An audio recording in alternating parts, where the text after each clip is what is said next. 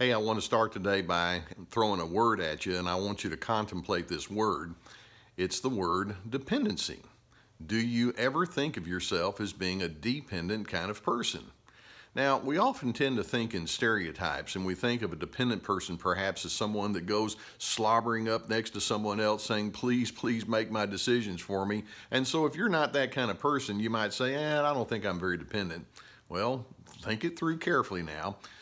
As it relates to the emotional dimension, dependency can mean that you're allowing your inner mood or your inner sense of direction to be determined by outer circumstances. For example, you're with someone and they're in a good mood, and so it brings a good mood out of you. Or that other person may be in a foul mood, and it can bring a foul mood from you.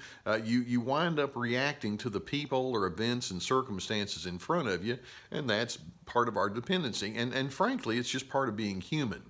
This is something that begins on in the earliest days of life. As a little child, you feed off of what's in front of you, and then it can continue all the way into your adult years. Actually, there's a learning curve that hopefully is happening where you learn how not to be so dependent upon people and circumstances.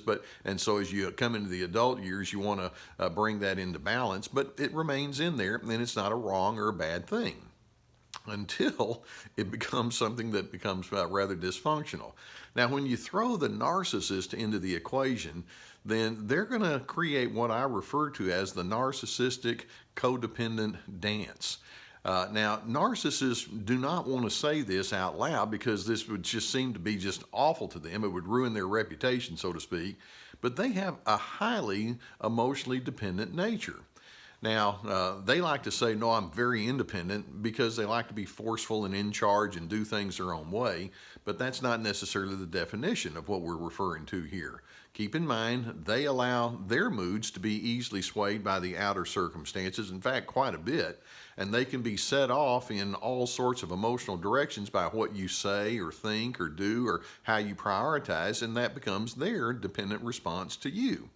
And the narcissistic codependent dance means that they feed off of you, you feed off of them, they're becoming a reactor, you become a reactor, and before you know it, you're getting into this pattern of relating that's very unhealthy for each of you, and this is something we want to learn how to opt out of. Now, before we continue, I do want to make you aware of the fact that we have resources available to you. Down below the video, you're going to see some links to some of the books that we have. I have my book it's entitled When Pleasing You is Killing Me. And in this particular topic, you're going to find that's going to be a very pertinent book for you. We have Laura Carranza's book, Ugly Love, and she's speaking as a survivor who's been through narcissistic relationships, and she's writing about what she's learned about. And then also we'd like to have you subscribe to our channel so that as new videos come out, then you can avail yourself to that, and we'll just keep you informed as we go along, and you can be part of our community. Now, back to this whole thing about dependency, codependency. We tend to think of a codependent relationship as one where there's a lot of enabling behavior going on. Somebody has some negative behaviors and you're keeping it going. Well, that's very much what happens when you engage with a narcissist. How many times have you thought to yourself, whenever I'm around that person, I wind up acting in ways that I don't like, and before you know it, I'm actually feeding the very behavior in that narcissist that I don't like. They become worse, and I become a pretty poor version of who I am. Well, let me see if I can zero in on 8 different characteristics that are a part of this codependent dance, and then we're going to be looking at some ways that we can get beyond that so that you don't get caught up quite so dysfunctionally with that individual. Now, the first thing I want to mention that's part of that codependency, and this would come as no surprise, is that when you're in that codependent kind of relationship, your moods become quickly imbalanced. Now, it can be a mood of anger, or insecurity, or fear, or agitation. When you try to think about it, it's like, no, I don't want to be that kind of person, but because of the situation in front of you, then you wind up going into a dark place in your emotions. And then on the narcissist side, their mood is affected as well. And they become agitated typically, and they become very manipulative, and they become impatient and annoyed and intolerant. Your mood is impacted, their mood is impacted. You both wind up feeding off of one another in a very unhealthy kind of frenzy. Or a second ingredient that's part of the codependent dance, and that is you can each show characteristics that are a part of your deep history of dysfunction. Now, let's suppose that you had a family relationship and you thought to yourself, there are just certain characteristics that I was exposed to as a kid that I don't want to perpetuate. But yet you get into this adult situation with a person and they bring out some of those old habits that you wish you could set aside. The narcissist is probably not thinking very deeply, but they perpetuate old habits that have been there for years and years because they just keep cranking away, trying to make sure everything goes according to them. And it's like some of the dysfunction from years past just keeps popping up over and over again. There's not a lot of learning, but there's just a lot of repetition of crummy kinds of exchanges between the two of you. Both of you in your own separate way can get caught up in that. That's the codependency. Or a third characteristic of that codependent dance is that there is a very tight tendency towards defensiveness.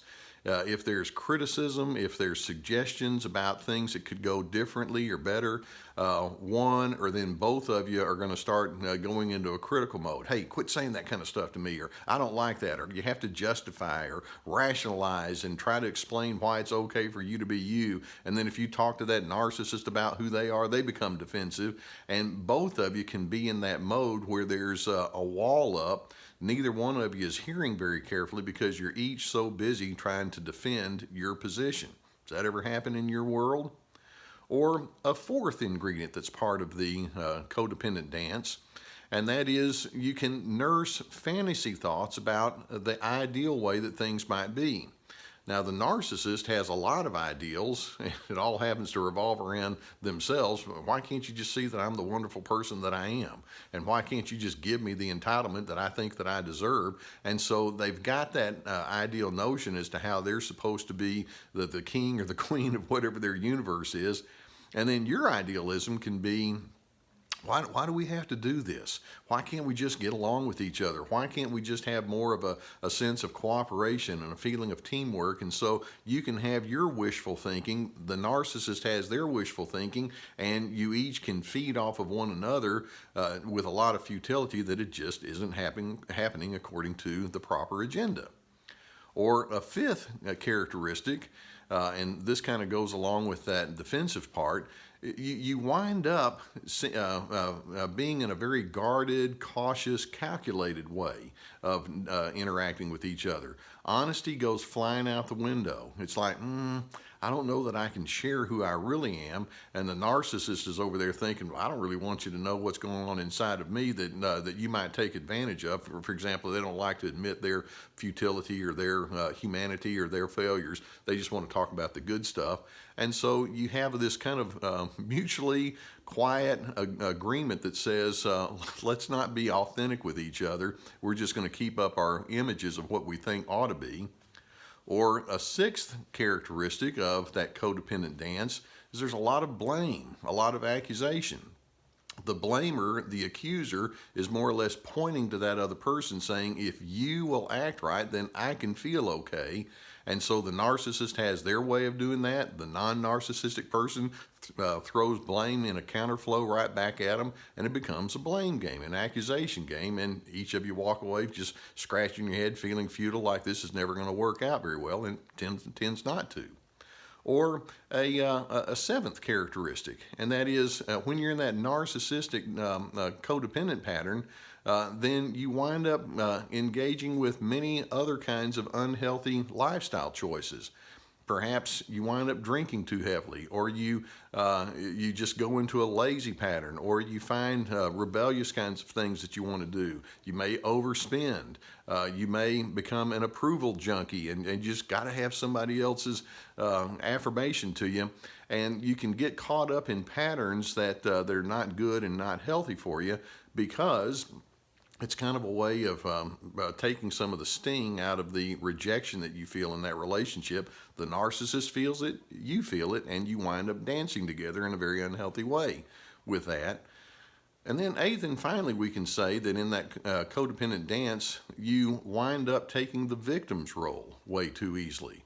Look what you've done to me. Now, that's a very strong cry of the narcissist. Look how you're making my life miserable. If you would just do things according to my agenda, we'll be just fine, but you're not doing it, and you are making my life miserable. Well, the recipient of that narcissistic abuse is going to be thinking, well, you're not exactly making my life good either. And so you can feel like you've been dealt a bad hand of cards, and things are going terrible. You see what I'm saying? You feed off of that other person's emotion. That person is feeding off of you. That's the dance. So the question is, how do we get out of this? Now, there's one characteristic that I want you to see if you can lock into that's going to be a key of getting away from that unhealthy codependent dance, and that's the characteristic of contemplative thinking. Are you the kind of person that likes to think through the meaning of you being you? What's your definition of a healthy person? And I'm hoping that it's characteristics like calmness and firmness, boundaries, but then also patience or decency or steadiness, respect, those kinds of things. And if the narcissist comes at you with all sorts of unhealthy characteristics, rather than responding in that person's unhealthiness, have you thought through your own version of what a healthy you is? And it's like, well, you may be as unhealthy as you want, Mr. or Mrs. Narcissist over there, but I've got a definition of me. I've thought through who I am. I know how I want to conduct my life and how I want to manage people and myself and my circumstances. I'm going to stay true to me, whether you want me to or not, because that's how I define me. And so, in essence, you refuse to take the invitation to enter into that unhealthy dance and that playing off of one another. Rather than being a reactor, you find yourself becoming a very healthy initiator of your own goodness and your own decency. Now, I'm hoping that as you are able to have that contemplative thinking and you're able to pragmatically place some of your good thoughts into lifestyle circumstances, that you'll moderate some of your negative emotion. For example, anger. It's not wrong or unusual for you to feel angry towards that narcissist, but you don't have to be overwhelming with it. You can have your firmness, you can have your stipulations, which is part of your anger, but you don't have to be mean-spirited. You don't have to be caustic and bitter with it because, well, frankly, that's not the kind of person you want to be. At least I hope that would be the case. And so you can have a modulation of your emotions even as you have that firmness. You're not going to go to the wild extremes that the narcissist wants you to go to, because they love it when you play that kind of game. So let's recognize this. The narcissist is not a healthy person. They feed off of other individuals in a real powerful way. They're actually looking to you to set their pace. Now, like I say, they'll never say that, but that's what they're doing. If you act the way I want, I'm happy. If you don't act the way I want, I'm going to make you miserable. And then what you don't want to do is you don't want to have that codependent reaction right back at them. It's like, well, I'm waiting on you to be a nice person so that I can feel okay. It's not going to happen. So your task is to make certain that you go with this one huge philosophy, and that is the narcissist in that person's unhealthiness is not the one that sets my pace. I'm the one who sets my pace. Can you think like that?